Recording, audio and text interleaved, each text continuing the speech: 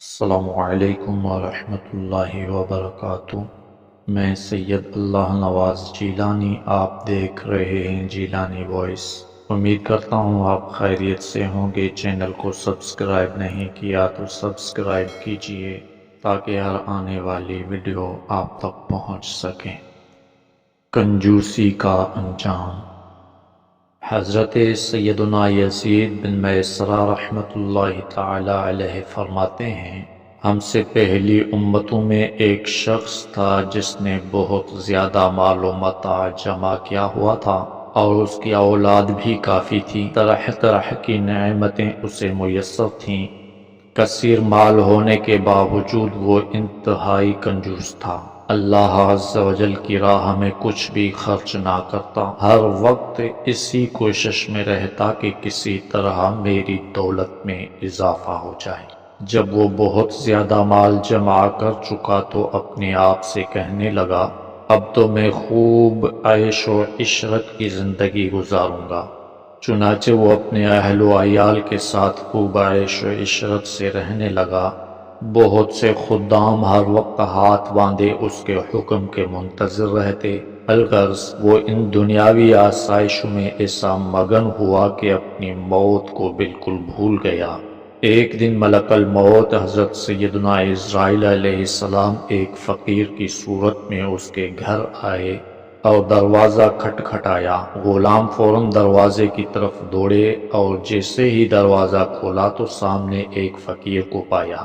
اس سے پوچھا، تو یہاں کس لیے آیا ہے؟ ملک الموت علیہ السلام نے جواب دیا، جاؤ اپنے مالک کو باہر بھیجو، مجھے اسی سے کام ہے۔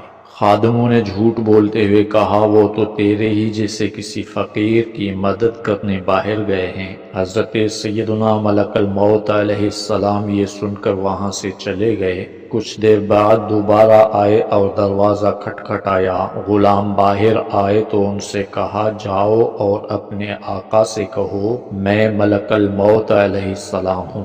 جب اس مالدار شخص نے یہ بات سنی تو بہت خوف زدہ ہوا اور اپنے غلاموں سے کہا، جاؤ اور ان سے بہت نرمی سے گفتگو کرو۔ خدام باہر آئے اور حضرت سیدنا ملک الموت علیہ السلام سے کہنے لگے، آپ ہمارے آقا کے بدلے کسی اور کی روح قبض کر لیں اور اسے چھوڑ دیں، اللہ عز و جل آپ کو برکتیں عطا فرمائے۔ حضرت سیدنا ملک الموت علیہ السلام نے فرمایا، ایسا ہرگز نہیں ہو سکتا۔ پھر ملک الموت علیہ السلام اندر تشریف لے گئے اور اس مالدار شخص سے کہا، تجھے جو وصیت کرنی ہے کر لے، میں تیری روح قبض کیے بغیر یہاں سے نہیں جاؤں گا۔ یہ سن کر سب گھر والے چیخ اٹھے اور رونا دھونا شروع کر دیا۔ اس شخص نے اپنے گھر والوں اور غلاموں سے کہا، سونے چاندی سے بھرے ہوئے صندوق اور تابوت کھول دو اور میری تمام دولت میرے سامنے لے آؤ۔ فوراً حکم کی تعمیل ہوئی اور سارا خزانہ اس کے قدموں میں ڈھیر کر دیا گیا۔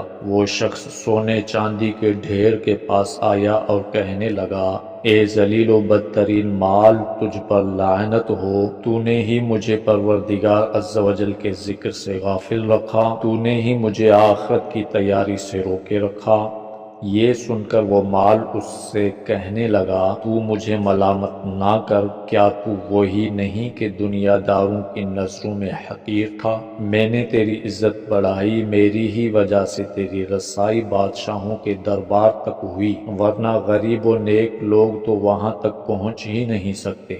میری ہی وجہ سے تیرا نکاح شہزادیوں اور امیر زادیوں سے ہوا، ورنہ غریب لوگ ان سے کہاں شادی کر سکتے ہیں۔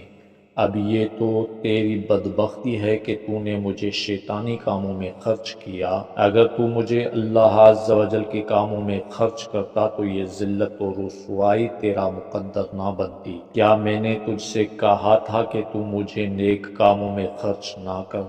آج کے دن میں نہیں بلکہ تو زیادہ ملامت و لعنت کا مستحق ہے۔ اے ابن آدم، بے شک میں اور تو دونوں ہی مٹی سے پیدا کیے گئے ہیں، بس بہت سے لوگ ایسے ہیں جو نیکی کی راہ پر گامزن ہیں اور بہت سے گناہوں میں مستغرق ہیں۔ گویا مال ہر شخص سے اسی طرح کہتا ہے، لہٰذا مال کی برائیوں سے بچ کر رہو اور اس سے نیک کاموں میں خرچ کرو۔